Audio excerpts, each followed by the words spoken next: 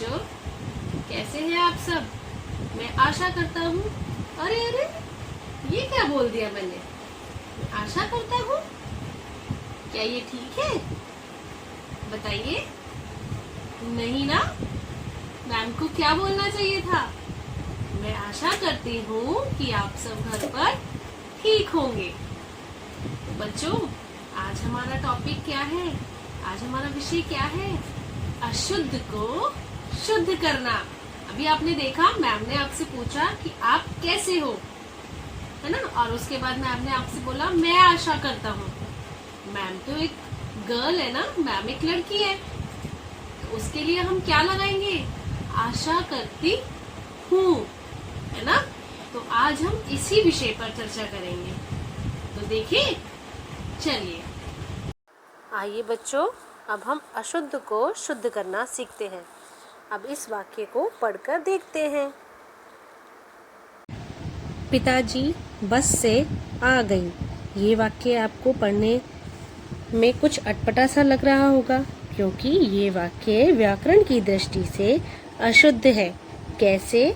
आइए समझते हैं। इस वाक्य में पिताजी शब्द पुल्लिंग है, परंतु इसके साथ लगी क्रिया आ गई स्त्रीलिंग है। अब इसका शुद्ध रूप पढ़ते हैं। पिताजी बस से आ गए। इस प्रकार व्याकरण के अशुद्ध ज्ञान या भाषा के प्रति लापरवाही के कारण लोग लिखते समय संज्ञा, लिंग, वचन अनेक अशुद्धियां कर बैठते हैं।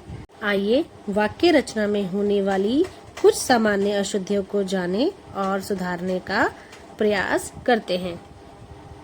बच्चों, कभी कभी हम बातचीत करते समय अशुद्ध शब्दों का प्रयोग करते हैं, जिससे वाक्यों में शुद्धता का अभाव रहता है। हम अक्सर लिखते और बोलते समय कुछ गलतियां कर देते हैं। इन गलतियों के दो कारण हैं, अशुद्ध उच्चारण और अशुद्ध वर्तनी। यदि हम इन गलतियों पर ध्यान दें तो शुद्ध रूप से हम हिंदी भाषा को लिख और बोल सकते हैं। कुछ अशुद्ध शब्द जिन्हें हम अक्सर अपनी भाषा में बोलते हैं, जैसे मेरे को, तुम्हारे को, मेरे से आदि। बच्चों, अशुद्ध शब्दों को हम दो प्रकार से सही करेंगे, शब्दों में और वाक्यों में। तो आइए सबसे पहले हम शब्दों में अशुद्ध को शुद्ध करते हैं। पहला है परीक्षा। इसको हम बोलेंगे परीक्षा। श्रीमती, श्रीमती।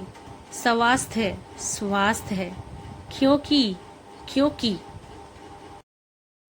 दूध, दूध। बच्चा, बच्चा। चमचम, चम्मच। अवस्था, अवस्था। दुल्हा, दूल्हा। किसान, किसान। प्राणी, प्राणी। इसलिए, इसलिए। पीले, पीले। आश्चर्य, आश्चर्य। दीपावली, दीपावली। समाप्त, समाप्त। बच्चों, ऐसे कई शब्द हैं जिनका उच्चारण करते समय हम गलतियां करते हैं। यदि हम इनका ध्यान रखें तो हम व्याकरण को शुद्ध कर सकते हैं।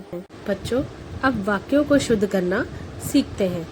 चलिए अब इन वाक्यों को देखते हैं। बच्चे को काट कर सेब खिलाओ। इसका सही वाक्य होगा, बच्चे को सेब काट कर खिलाओ। मनन का जूस रख दो।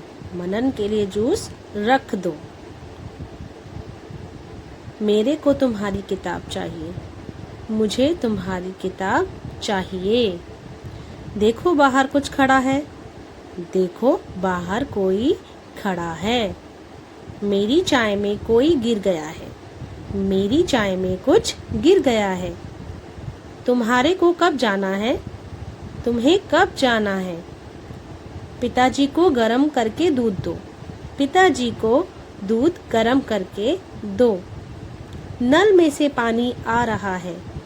नल से पानी आ रहा है। अब वक्त है गृह कार्य का।